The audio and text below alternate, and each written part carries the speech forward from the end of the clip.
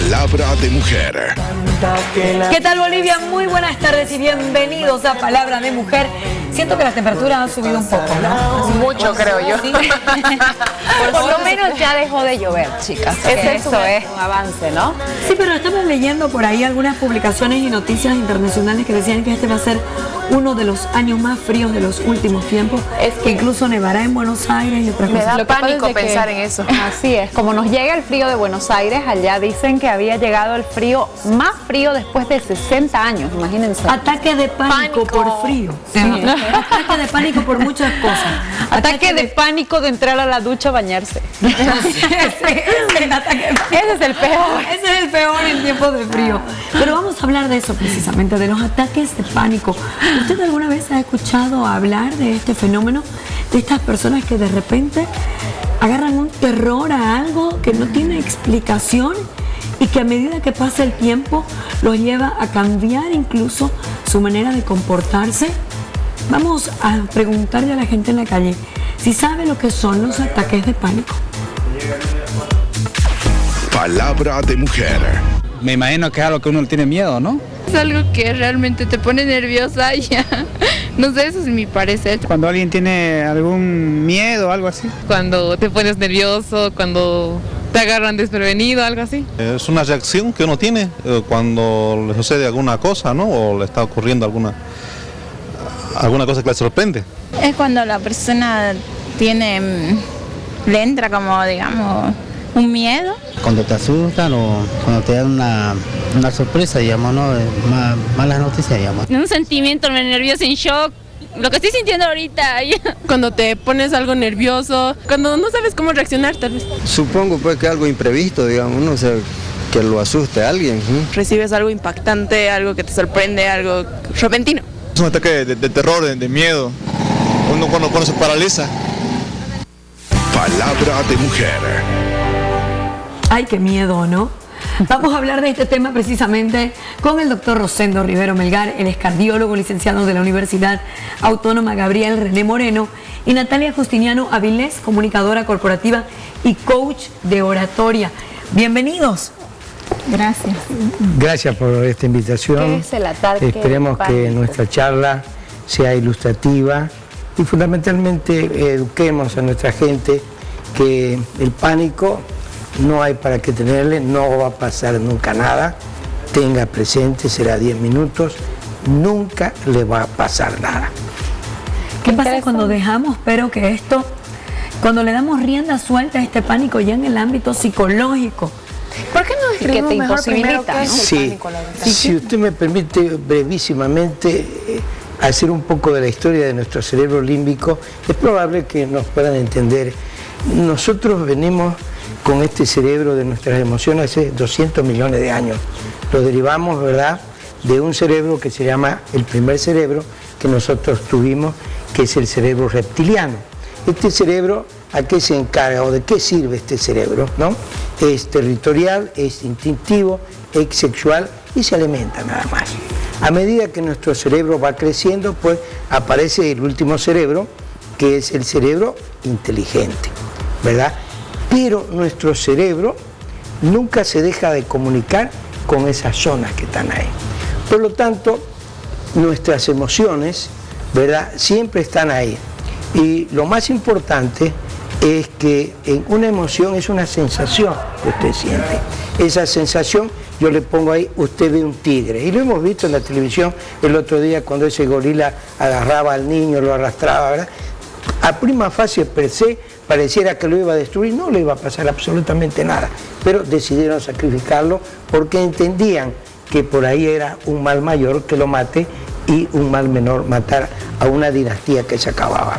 Entonces, nuestro comportamiento, que se llama, o la fase gestural de cualquiera de nosotros, cuando estamos en un estudio de televisión, pues lo primero que hacemos, hiperventilamos, el corazón empieza a latir un poco más de lo común, la presión sube, el azúcar sube. ¿Y qué está haciendo nuestro cuerpo? Adaptándonos a una situación de emergencia. El pánico se define, ¿no?, como aquella sensación que primero produce un bienestar. Es decir, yo veo a ustedes unas celebridades acá, como no, estoy con pánico de ver tanta belleza, ¿verdad? Pero eso no significa ninguna enfermedad. Pero vamos a suponer que este edificio por alguna razón empieza a temblar. Entonces, ¿qué tenemos que hacer nosotros? Nuestro cerebro empieza a acomodarse, decir cómo tengo que salir de esta situación. Lo mismo pasa con el pánico. ¿Qué hago? Me quedé encerrado en un ascensor. Tranquilo, tranquilo. Y eso es lo que hacen los terapeutas, los psicólogos, ¿verdad?, que son conductistas, la mayor parte de ellos. ¿Qué significa conductista? Que mejora la conducta del niño. Si usted ayer era la mejor, ¿y por qué está ahora acá? Entonces empiezan a trabajar ese sector. Pero para concretar, el pánico desde el punto de vista es una función adaptativa frente al medio ambiente. Al organismo se lo prepara para luchar, como eran hace 200 años los mamíferos, ¿verdad? Que ellos se hacían este mecanismo de defensa para defenderse. Eran territorial, eran instintivos, eran sexuales, y ese cerebro lo tenemos ahí muy dentro, y de vez en cuando nosotros lo comemos. Un ejemplo, una persona, fíjense ustedes, lo vemos en la televisión, ustedes lo muestran siempre, ¿verdad?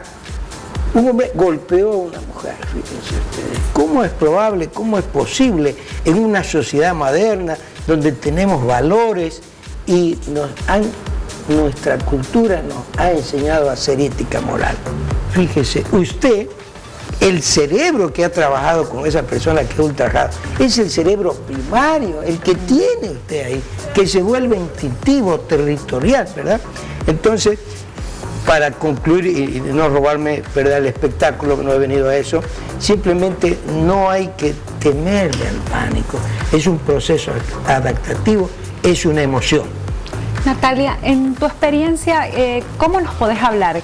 ¿Has vos tratado con gente que sufre de ataques de pánico? Mucha gente debe sufrir el pánico escénico, ¿no? Y vos sos coach para oratoria y liderazgo. Claro que sí. ¿Cómo le rompes ese terror al público? En realidad es una fobia social, una fobia común. La gran mayoría de las personas tenemos temor de hablar en público, ¿sí? Lo primero que hay que entender que tener temor y miedo es normal. Desde los futbolistas cuando entran a la cancha están con una sensación de miedo. Un artista que se va a subir al escenario tiene una sensación de miedo. Ahora, dar rienda suelta al ataque de pánico, que para mí es una situación de estrés, ¿sí? Una situación que te puede paralizar, una situación que te puede generar nervios, miedo, y que en muchas de las ocasiones no nos permite hacer las cosas. ¿Y cómo hago para controlarlo, Natalia? Creo yo que lo primero es tranquilizarse. El doctor lo estaba mencionando al inicio, ¿no? Tranquilizarse, quizás respirar. Eso te permite tener tranquilidad. Y después, tal vez no dar rienda suelta a los pensamientos, porque creo yo firmemente de que este tema del ataque de pánico, aunque probablemente es muy normal, tiene que ver también con pensamientos, con la mente. Lo que le alimentamos. Quiero invitarlos, por favor, a ver unos cuadros que tenemos sobre los síntomas de un ataque de pánico. Así vamos a saber reconocer si es que alguna vez hemos sido víctimas de ellos. Molestia o dolor torácico, perdón, torácico es con X, va a disculpar nuestra audiencia. Mareo o desmayo y miedo a morir. Estos son algunos de los síntomas. Miedo a perder el control, de muerte inminente, sensación también de asfixia, nos dicen acá en el cuadro. Qué fuerte. Otros síntomas: náusea y malestar estomacal, entumecimiento u hormigueo en las manos, cara y pies. Palpitaciones, frecuencia cardíaca rápida o latidos cardíacos fuertes. Sensación de dificultad para respirar o sofocación. Esto me parece que está muy relacionado. Perdón, sigamos con este último cuadro. Sudoración, escalofríos o sofocos, temblor o estremecimiento.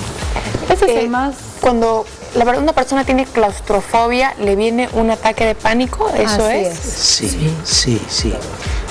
No se olvide, digamos, que desde el punto de vista de nuestras emociones, lo más importante, cualquier hecho significativo que puede pasar, lo más importante son nuestros fenómenos adaptativos que usted tiene.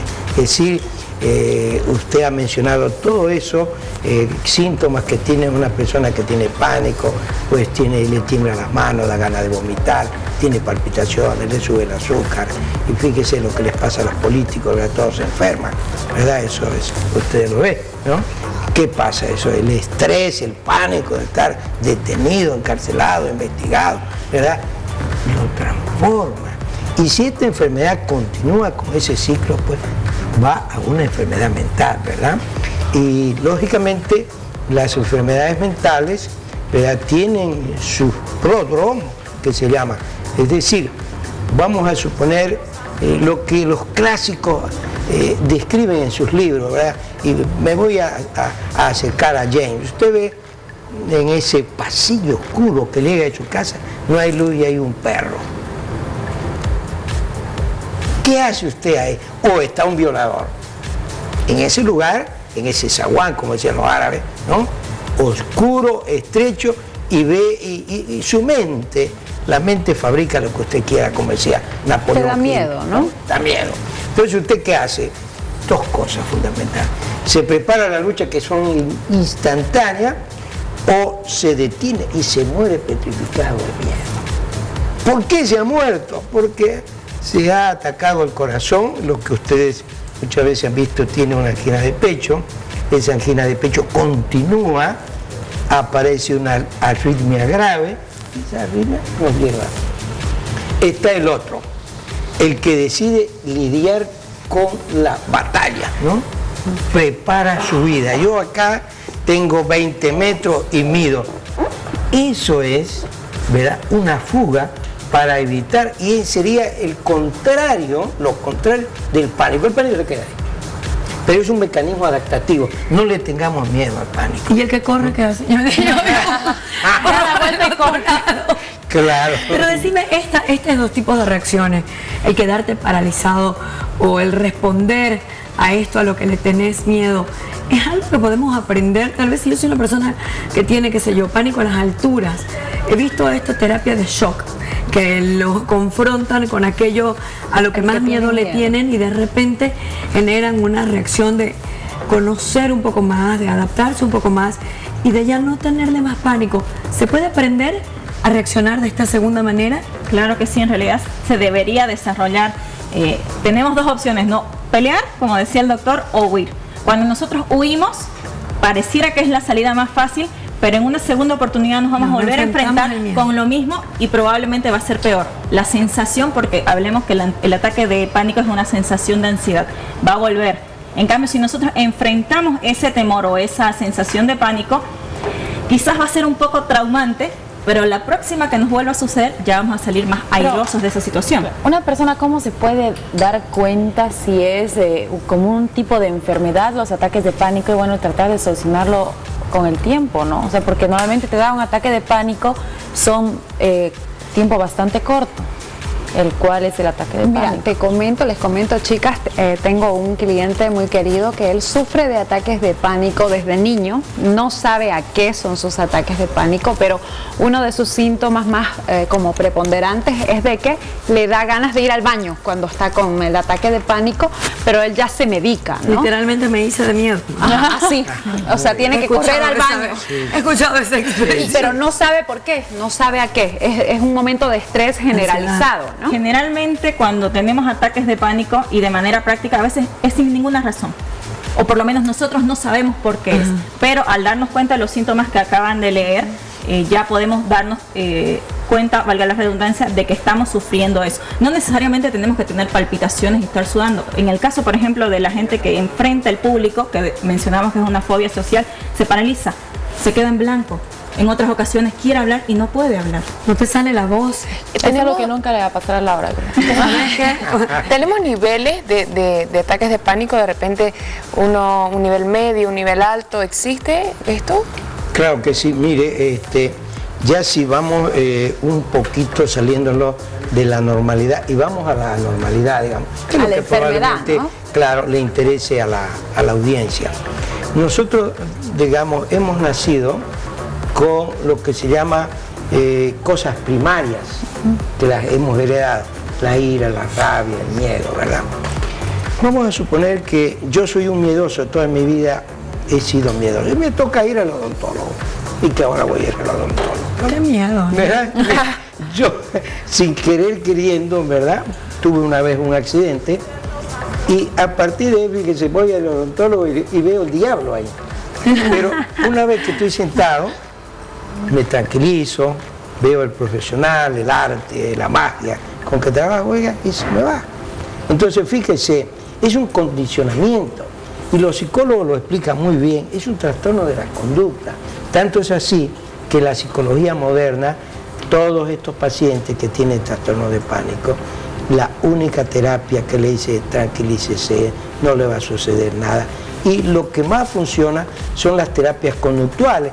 ¿Cómo ha sido toda tu vida? ¿Le miedoso? Bueno, a partir de ahora ya no vas a tener miedo. Imagínense cómo deben tenerle miedo al cardiólogo. No sé. Quiero invitarlos a ver unos mensajes que tenemos de la gente que nos está escribiendo al WhatsApp y dice: hola, muy buenas tardes. Yo una vez sufrí un ataque de pánico cuando estaba en el cine. Fue lo más horrible que pudo pasarme. Este mensaje debe ser de Yusahara, nuestra productora aquí en piso, que fue a ver El Conjuro. El ataque de pánico es algo vergonzoso que te pueda suceder en delante de otras personas y no lo puedes evitar. Sufro ataque de pánico desde mis 15 años y el problema es que hasta el día de hoy no lo puedo controlar, ya que los medicamentos que me han recetado no me hacen efecto. El ataque de pánico puede ser también el miedo a quedarse encerrado, o sea, claustrofobia. Fátima desde el Beni. Entiendo que hay varias calificaciones de los diferentes ataques de pánico. ¿Qué pasa? El ataque de pánico es una reacción a una situación que en un momento fue traumática, ¿no? Genera miedo. Luego esa persona empieza a generar un comportamiento. Por ejemplo, si usted alguna vez sufrió un accidente de tráfico que lo traumó, va a tener miedo en muchas oportunidades de volver a agarrar el volante. Y si le sigue dando rienda suelta a esta sensación, hay personas que terminan ni siquiera queriendo salir de su casa y tienen, no recuerdo ahorita la palabra. ¿Fobia? ¿La tengo qué? ¿Fobias? No, se llama, es que hay una que es agarofobia. Agarofobia. Que es el miedo a la gente, a la multitud, al exterior, a estar afuera. Entonces, generás ya lo que es una agarofobia. Los ataques de pánico no controlados, no tratados, pueden terminar en fobias que realmente son problemas que necesitan un tratamiento psicológico y hasta psiquiátrico. ¿Y en qué momento ahí se vuelve enfermedad? Se me va dando rienda suelta y es algo ya que te perjudica en tu vida diaria. No te permite desenvolverte. O cuando no podemos controlarlo. Hay gente que tiene hidrofobia. Tiene miedo al agua, ¿te imaginas cuando se bañan eso? O sea, este clima ideal, más o menos, y sufre hidrofobia en invierno. Quizás la mayoría de las personas tenemos tendencia a tener estas sensaciones, pero mientras nosotros no controlemos esos temores, esos miedos, esas ansiedades, tenemos mayor tendencia al cuadrado de llegar a ese ataque de pánico. A veces tenemos sensaciones de estrés, de miedo, de un simple temor, pero si ese temor yo no lo enfrento, estoy yendo hacia ese camino. Pero ahora, doctor... Ya, fíjense, yo quisiera, digamos, más o menos graficarlo para que nosotros nos vamos comunicando y nos vamos entendiendo. Estos son, digamos, estudios psicológicos y probablemente ya es una personalidad, digamos, tiene su propia personalidad. Normalmente cuando uno dialoga, lo digo porque yo hace casi 43 años que soy médico y la mayor parte de mi vida he sido cardiólogo y también soy profesor en la universidad. Pero fíjense, un trastorno leve, muy tenue, muy así al pasar es la ansiedad. Fíjense, ¿no? Nosotros hemos estado en este estudio de la televisión y probablemente hemos estado ansiosos de ver cómo nos ve la televisión, sus críticas constructivas, positivistas, ¿verdad? Y no nos deja de crear una ansiedad. Si esta ansiedad nosotros la podríamos, si ustedes numeraran, pues va pasando del 1 al 10 y va al 11 y va al 12 y después de esta ansiedad, que se llama trastorno de la ansiedad, se va convirtiendo en un pánico. Es que cierta ansiedad no está malo, ¿no? Porque la ansiedad lo que hace es despertarte, el estar alerta, a hacer algo o a enfrentarte a algo, ¿no? Ahora vayamos a ver mensajes que nos está mandando la gente, por favor. Yo estoy en la universidad y hasta la fecha tengo miedo a exponer. Sufro de pánico escénico. Alondra desde La Paz. Ahí está para El siguiente mensaje dice, son muy comunes porque a mí me suceden cada vez que voy al cine y ya se me hizo costumbre vivirlos. Otro mensajito, el ataque de pánico es muy simple de poderlo sobrellevar, solo trata de mantener la calma. Eso es. La semana pasada por mi barrio cortaron la luz sin avisar y empecé a sudar y temblar por el miedo que tenía a la oscuridad. ¿Este puede ser un ataque de pánico o una fobia? Un ataque de pánico, yo creo, ¿no? Sí.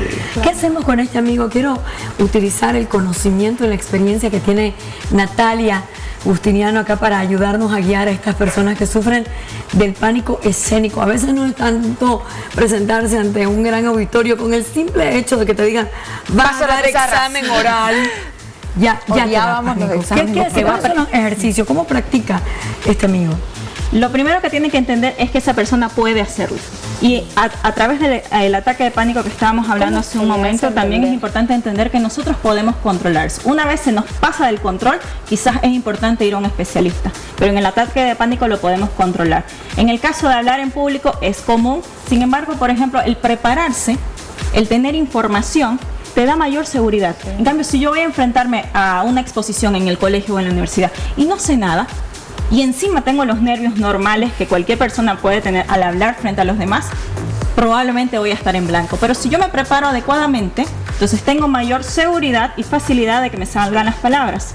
Natalia, pero en este caso, yo creo que él a lo que se refiere es que tú puedes, hay personas que les pasa, ¿no? O sea, tú estudias, tienes todo reforzado, en este caso, te paras de frente a tu curso, por más de que en blanco. Por más de que estés el profesor y tú, y ya, no sabes nada.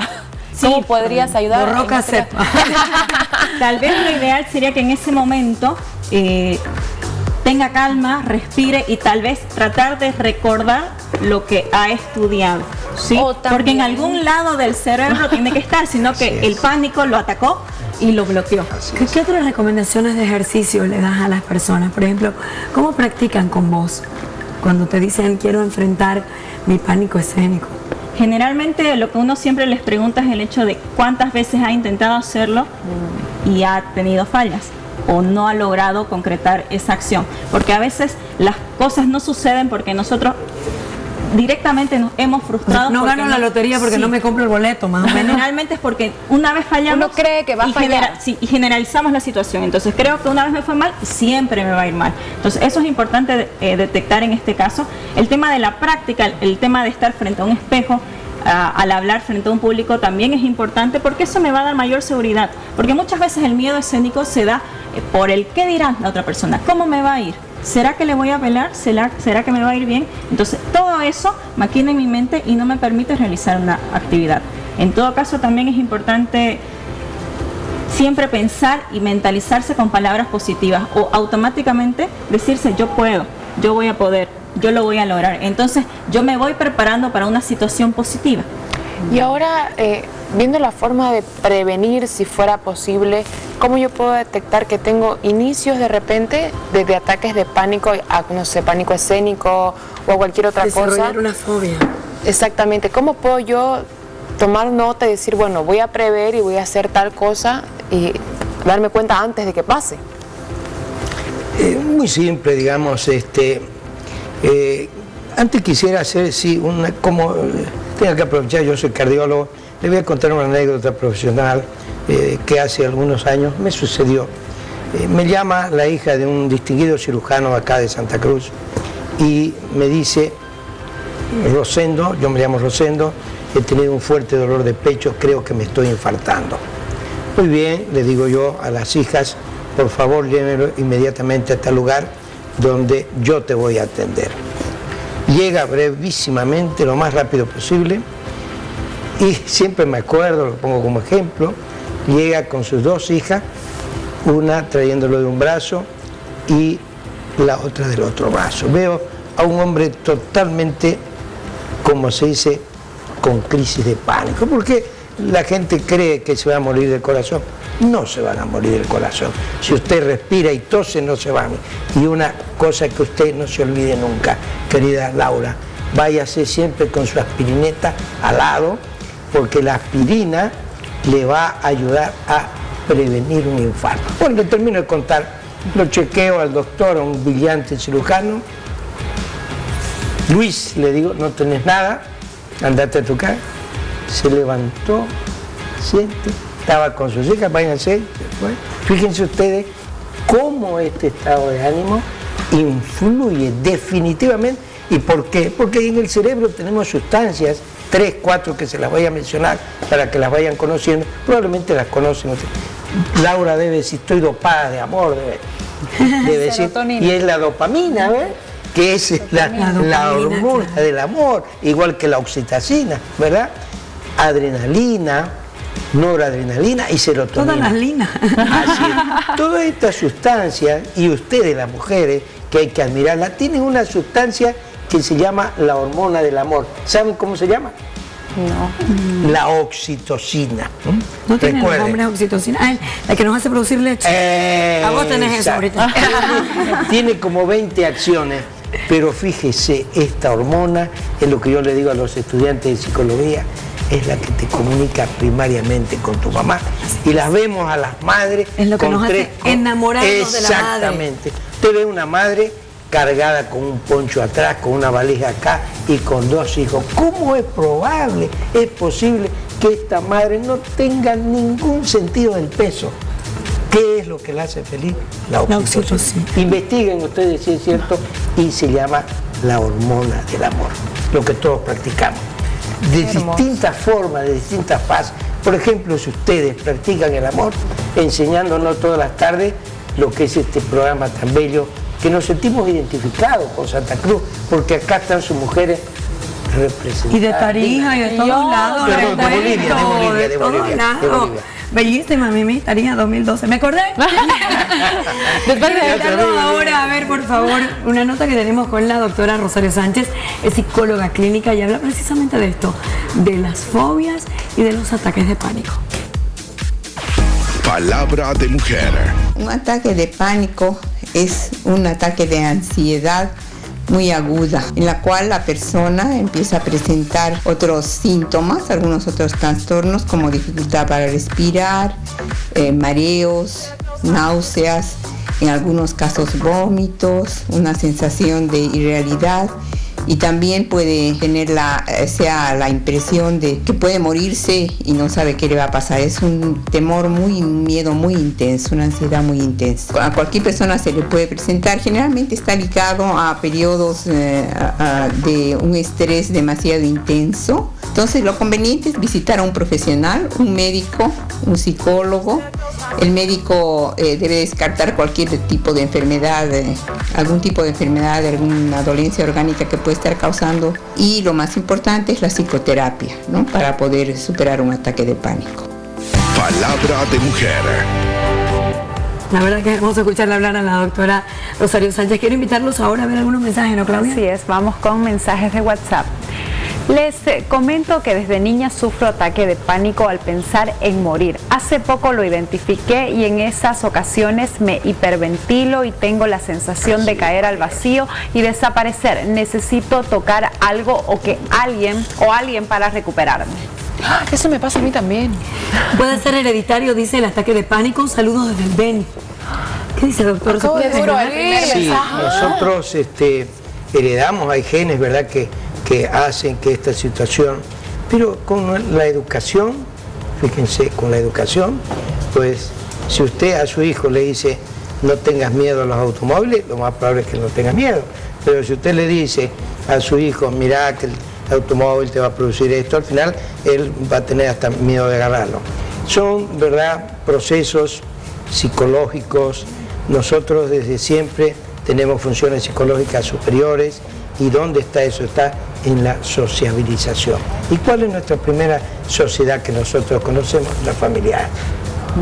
¿Verdad? Mi mamá, a quien hay que quererla siempre, ¿no? El papá no digo tanto, porque nosotros somos, fíjense, un hombre enamorado, no tengo ningún temor porque lo he estudiado mucho esto, un hombre enamorado deja a su mujer, deja a sus hijos y se va y forma otro nido. Eso es lógico. Nosotros tenemos genes. En nuestros genes, nuestra evolución, somos poligámicos. Siempre nos ha gustado eso, porque hemos heredado. Pero ¿qué es lo que nos hace cambiar? La sociedad en donde vivimos, nuestra educación, nuestra cultura. Debemos amar a nuestros hijos. Me voy a ir a vivir en la sociedad llorea donde la mujer puede tener muchos hombres. Todos nos vamos ahí. ¿Ve, doctor? ¿Qué hacemos con esta persona que nos escribía y nos decía, tengo pánico cada vez que me dicen que me voy a morir? Y es algo natural. Creo que también es algo muy natural. La gente tiene miedo a morirse.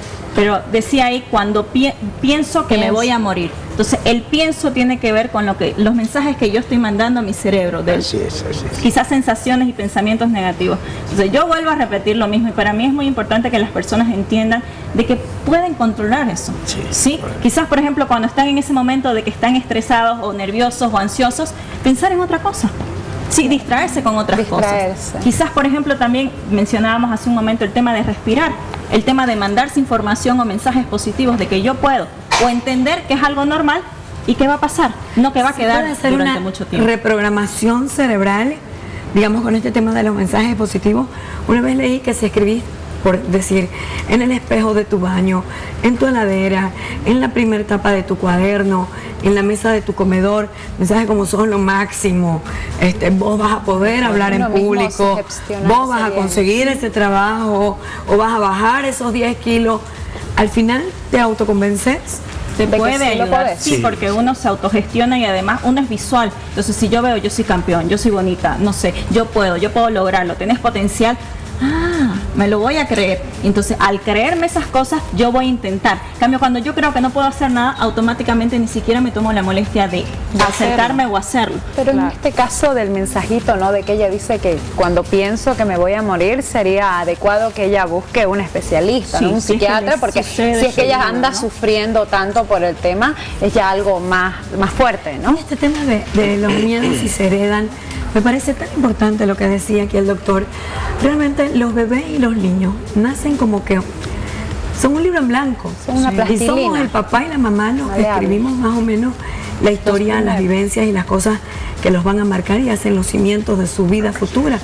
Si la mamá tiene miedo a la oscuridad, le transmite ese miedo a la oscuridad al bebé, al decir, ay, te voy a dejar la luz prendida por si acaso. Y más que genético, aunque yo no sé mucho de medicina, pero más que genético es transmisión de información, que es lo que estaban diciendo. Si yo le digo el chulupi, el chulupi, el chulupi, mi niño probablemente va a tener miedo al bicho, o a la oscuridad, o al avión, o al auto. Entonces, más que genética, no lo sé, tal vez es transmisión de información o transmisión de mensajes que yo los tengo negativos y estoy transmitiendo. Porque su primera experiencia está ligada a la enseñanza. Quiero agradecer muchísimo, gracias como siempre a nuestro querido doctor Rosendo Rivero Melgares, cardiólogo y licenciado de la Universidad Autónoma Gabriel René Moreno, y a nuestra buena amiga Natalia Justiniano Avilés, comunicadora corporativa y coach de oratoria.